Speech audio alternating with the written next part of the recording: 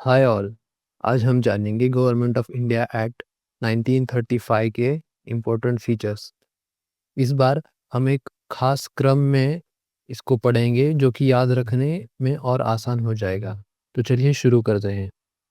First one is एबोलिश्ड council of India, जो कि 1858 के एक्ट के तहत बना था। इसके स्थान पर secretary of state for India को एक एडवाइजरी टीम दे दी गई, जो कि सुझाव देने का काम करती थी। बाद में है बाइकैमेरलिज्म इन 6 प्रोविंसेस। 11 में से 6 प्रोविंसेस में बाइकैमरल रजिस्ट्रेशन लागू की गई थी। बाइकैमरल रजिस्ट्रेशन क्या होता है? जैसे कि हमने पिछले एक्ट में भी देखा था, इस लेजिस्लेचर्स में 2 सदन होते हैं, एक अपर हाउस और एक लोअर हाउस। लेजिस्लेटिव काउंसिल को बोलते हैं अपर हाउस, लेजिस्लेटिव असेंबली को बोलते हैं लोअर हाउस। तो 6 आउट ऑफ 11 प्रोविंसेस में बाइकैमरलिज्म लाया गया, जो कि थे Bengal, Bombay, Madras, Bihar, Assam and united provinces. हालांकि इन पर कोई बहुत ज़्यादा रेस्ट्रिक्शंस थी। Next one is communal electorates extended. पहले हमने देखा था Muslim, Sikhs, Christians, Anglo Indians और यूरोपियंस के लिए इलेक्टोरेट्स थे, जो कि अब बढ़ाए गए इन कैटेगरीज के लिए: scheduled caste, women and labourers, that is workers, इनके लिए और इलेक्टोरेट्स बनाए गए। Next one is commissions. 3 commissions बनाए गए: फेडरल, प्रोविंशियल और जॉइंट। एफपीजे इस निम्नलिखित में आप याद भी रख सकते हैं: federal public service commission, provincial public service commission and joint public service commission. 2 या अधिक प्रोविंसेस के लिए ये होता था joint. Next one is dyarchy at provinces abolished, sorry. सो ये है जो प्रोविंशियल में जो डायरकी बनाई गई थी 2 हाउसेस की, वो एबोलिश कर दी गई। एक्ट ने प्रोविंसेस में लागू डायरकी को पूरी तरह ही एबोलिश कर दिया। इसके स्थान पर लाया गया प्रोविंशियल एटोनॉमी। गवर्नर को अब मिनिस्टर्स की सलाह पर काम करना था और वे मिनिस्टर्स प्रोविंशियल लेजिस्लेचर के प्रति आंसरेबल थे। ये व्यवस्था 1937 में लागू हुई और 1939 में समाप्त हुई। विड्रॉ कर दिया गया इसको 1939 में। इसी तरह डायरकी एट सेंटर प्रपोज किया गया, जो कि पहले नहीं था सेंट्रल लेवल पे डायरकी। सेंट्रल लेवल पर डायरकी को इंट्रोड्यूस करने की बात की गई, इस्टेब्लिश नहीं किया गया, बस ये इस एक्ट में इसको प्रपोज किया गया था। फेडरल सब्जेक्ट्स को 2 हिस्सों में बांटा गया: रिजर्व सब्जेक्ट्स और ट्रांसफर सब्जेक्ट्स। रिजर्व सब्जेक्ट्स थे वायसरॉय के पास और ट्रांसफर्ड मोस्टली मिनिस्टर्स के अंडर आते थे, लेकिन ये सिस्टम कभी इम्प्लीमेंट ही नहीं हो पाया। Next one is established RBI. इस एक्ट में प्रोविजन था कि रिजर्व बैंक ऑफ इंडिया को इस्टेब्लिश करना, जो देश के करेंसी और क्रेडिट सिस्टम को कंट्रोल करेगा। इसी के तहत 1935 में आरबीआई को इस्टेब्लिश भी किया गया। इसी तरह फेडरल कोर्ट का इस्टेब्लिशमेंट भी इस एक्ट में मेंशन किया गया। इस एक्ट के तहत फेडरल कोर्ट की स्थापना की गई, जो 1937 में एग्जिस्टेंस में आ गया कोर्ट। ये कोर्ट प्रोविंसेस और फेडरेशन के बीच डिस्प्यूट्स को सुलझाने के लिए बनाई गई थी, between centre and provinces. Next one is federation establishment and list of powers. Act ने प्रपोज किया कि एक ऑल इंडिया फेडरेशन, इसमें प्रोविंसेस और प्रिंसली स्टेट्स शामिल होने थे। पावर डिवाइड की गई 3 लिस्ट में: first one federal list, provincial list and then concurrent list.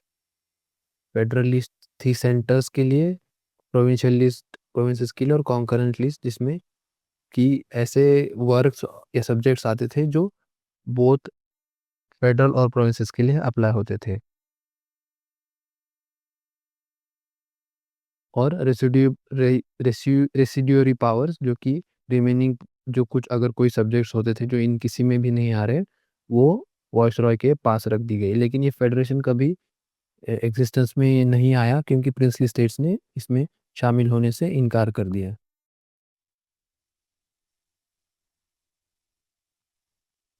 Next one is franchise extended. Franchise को एक्सटेंड किया गया। अब करीब 10% पॉपुलेशन को वोटिंग राइट्स मिले थे। हमने पिछले एक्ट्स में देखा था कि बहुत कम पॉपुलेशन को basis on the basis of their education या मनी या पावर्स उनको लिमिटेड ही वोटिंग राइट्स मिलते थे। अब इसको थोड़ा-सा और एक्सटेंड किया गया। वोटिंग अब भी लेकिन प्रॉपर्टी टैक्स एजुकेशन की क्वालिफिकेशन पर ही आधारित थी। Property tax in education.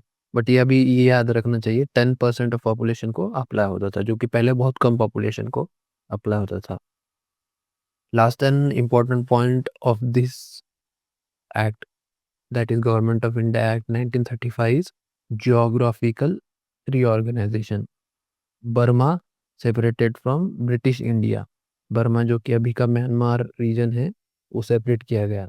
Act के तहत ब्रिटिश इंडिया के कई एडमिनिस्ट्रेटिव डिविजन्स को रीऑर्गेनाइज किया गया। एक तो था बर्मा और फ्रंटियर प्रोविंस को कुछ ट्राइबल एरियाज को नए एडमिनिस्ट्रेटिव फॉर्मेट्स में डाला गया जो कि थे नॉर्थ वेस्ट फ्रंटियर प्रोविंस। ये इसलिए किया गया क्योंकि इनकी एडमिनिस्ट्रेटिव एफिशिएंसी और लोकल गवर्नमेंट को सुधारने का इनका एक एम था।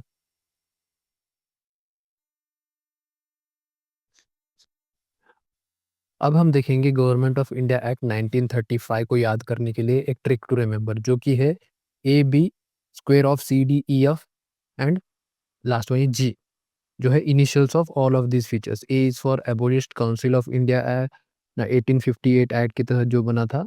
Second is B bicameralism in 6 provinces. C square communal electorates extended and commissions federal provincial joint PSC. D square यानी 2D dyarchy at provinces abolished and dyarchy at centre proposed only. E square यानी 2 E's established Reserve Bank of India established Federal Court. F square यानी 2 F's Federation and Lists of Powers franchise extended. Last one is G. G stands for Geographical Reorganization जो कि Burma और कुछ provinces के लिए रिऑर्गेनाइज किया administrative efficiency के लिए। अब हम देखेंगे इंडियन इंडिपेंडेंस एक्ट ऑफ 1947। ये एक ऐसा एक्ट था जिसने भारत को ब्रिटिशर्स की से पूरी तरह आज़ाद कर दिया।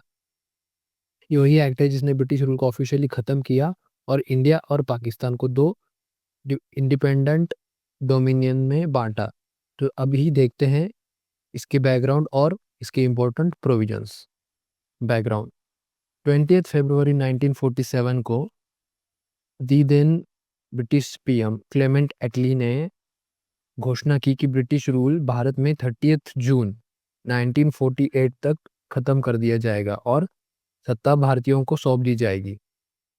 इसके बाद मुस्लिम लीग ने देश के बंटवारे की मांग को लेकर आंदोलन कर दिए और 3 जून 1947 को ब्रिटिश गवर्नमेंट ने साफ कर दिया कि कॉन्स्टिट्यूएंट असेंबली द्वारा कॉन्स्टिट्यूशन उन इलाकों पर लागू नहीं होगा जो इसको स्वीकार नहीं करेंगे, जो एक्सेप्ट नहीं करेंगे उनको अप्लाई नहीं होगा।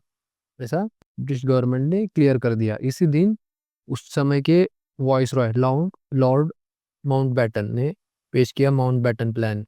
ये तब के लास्ट वाइसरॉय भी कह सकते हैं माउंटबेटन को। माउंटबेटन प्लान जिसमें भारत के बंटवारे का प्रस्ताव था। इस योजना को कांग्रेस और मुस्लिम लीग दोनों ने एक्सेप्ट कर लिया इस प्लान को। और फिर आया इंडियन इंडिपेंडेंस एक्ट 1947 जिससे इस प्लान को लीगल रूप मिल गया इस प्लान को। इसके मेन प्रोविजंस देखते हैं इस इंडियन इंडिपेंडेंस एक्ट 1947 के। First one is end of British rule. British rule को समाप्त कर दिया गया। भारत को 15 अगस्त 1947 से इंडिपेंडेंट और सोवेरिन डिक्लेयर कर दिया गया। सोवेरिन मतलब जो खुद के रूल्स खुद के डिसीजंस खुद रीजन जो खुद के डिसीजंस खुद लेता है उनको सोवेरिन होते हैं, उनका किसी पर डिपेंडेंसी नहीं होता। सेकेंड वन इज भारत का पार्टीशन कर दिया गया। भारत का बंटवारा करके 2 इंडिपेंडेंट डोमिनियंस बनाए गए, इंडिया और पाकिस्तान। डोमिनियंस और नॉर्मल इंडिपेंडेंट में ये डिफरेंस होता है कि डोमिनियंस तो पूरी तरह से फ्री ही होते हैं but just officially legally for the name सेक वो ब्रिटिशर्स के अंडर आएंगे या किसी और रीजन के जो अंडर आते हैं फॉर द नेम से उनको डोमिनियन बोलते हैं। तो इसमें भारत और पाकिस्तान के दो डोमिनियंस बनाए गए, दोनों को ब्रिटिश कॉमनवेल्थ से डिफरेंट करके सिसीड करने का मतलब उनसे अलग होने का उनको राइट मिल गया। Next one is abolition of viceroy's office. Viceroy को रिप्लेस कर दिया गया गवर्नर जनरल की पोस्ट से। माउंटबेटन जो थे वो लास्ट वॉइसरॉय थे। अब दोनों डोमिनियंस में एक गवर्नर जनरल जिसे ब्रिटिश किंग अपॉइंट करेगा, लेकिन डोमिनियन कैबिनेट की सलाह पर। अभी ये डोमिनियन इस प्लान में था, लेकिन बाद में इंडिया पूरी तरह ही इंडिपेंडेंट हो गया। Next one is powers to frame constitution. Each दोनों डोमिनियंस की कॉन्स्टिट्यूएंट असेंबली को अपनी अपनी संविधान बनाने का और लागू करने का अधिकार मिला। कॉन्स्टिट्यूएंट असेंबली मतलब एक असेंबली बनाने का निर्णय हो, जो एक असेंबली जो बनी थी पहले से ही बनी थी, उनको अपने अपने रूल्स बनाने का इसमें राइट मिल गया। वो चाहे तो ब्रिटिश पार्लियामेंट के किसी भी एक्ट को रद्द भी कर सकती थी, यहाँ तक कि इस इंडिपेंडेंस एक्ट को भी, if they wanted to do so. Next one is full legislative power. Independence मिलने के बाद ब्रिटिश पार्लियामेंट का कोई भी नया कानून भारत या पाकिस्तान पर लागू नहीं होना था, जब तक कि रिस्पेक्टिव डोमिनियन उसे अपने कानून से स्वीकार न करे। ऑटोमेटिकली तो अप्लाई नहीं होना था। If this dominions wanted to have some British legislation, वो चूज कर सकते थे, लेकिन ऑटोमेटिकली वो अप्लाई नहीं होना था।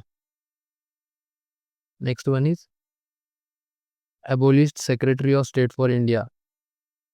Secretary of state for India का जो पोस्ट था वो भी समाप्त कर दिया गया। उसके फंक्शंस अब secretary of state for Commonwealth affairs, ये जो पोस्ट था इनको दिए गए। Next one is lapse of paramountcy. British crown की जो सुप्रीमसी जो थी, जो प्रिंसली स्टेट्स और ट्राइबल एरियाज पर थी, वो लैप्स हो गई। लैप्स यानी एंड हो गई। ये अलग अलग पॉइंट्स में बस एक ही है कि अभी total independent centre as well as provinces को इंडियन और पाकिस्तान रीजन में मिलना था। Next one is freedom to princely states. सभी इंडियन प्रिंसली स्टेट्स को अधिकार दिया गया है कि वो या तो भारत में शामिल हो या पाकिस्तान में शामिल हो, या इंडिपेंडेंट रहे। बाद में इसमें क्या हुआ, अलग अलग चीज़ें वो अगले चैप्टर्स में हम देखेंगे, लेकिन इस एक्ट में इनको ये प्रिंसली स्टेट्स को ये राइट था कि either of the two countries में हो या फिर इंडिपेंडेंट रहे।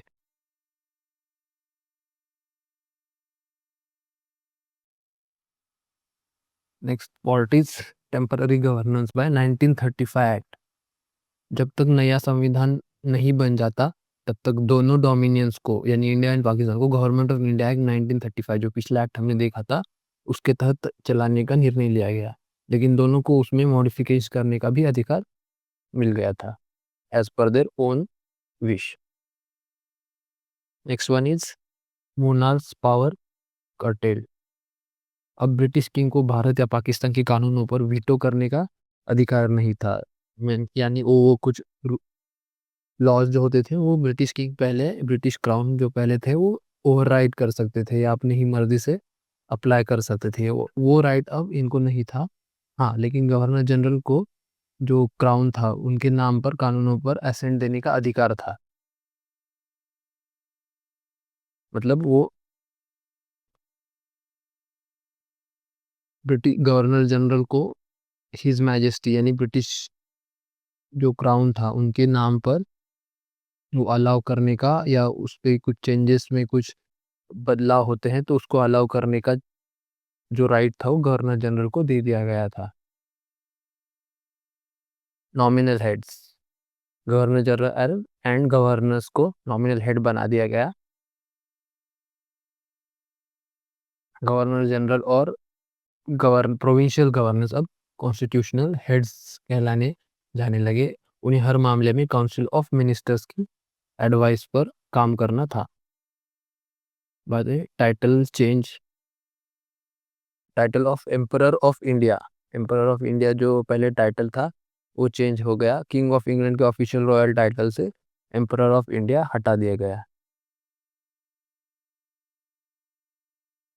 Next one is civil services. Civil services appointments discontinue कर दिए गए।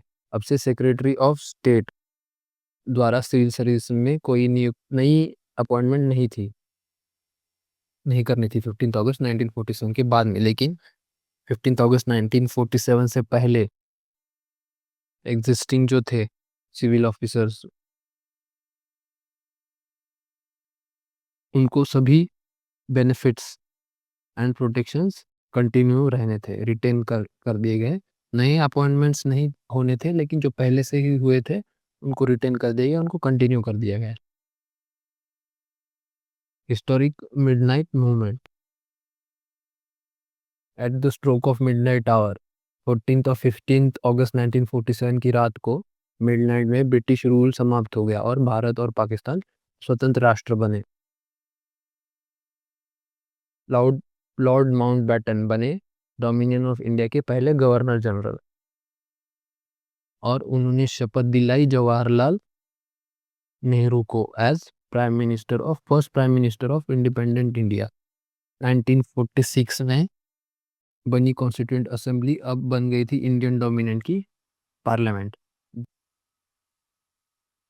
अब हम देखते हैं trick to remember features of Indian independence act 1947, जो है ए स्क्वायर से लेके जी स्क्वायर तक। ए स्क्वायर में 1A is for abolished British rule, another A for abolished office of viceroy. B square, birth of dominions India and Pakistan, British law ends. C square, Constituent Assembly established for constitution and civil services.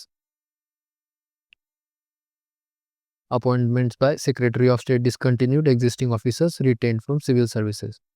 D square, drop the title of Emperor of India, Dominion governance, Dominion heads established.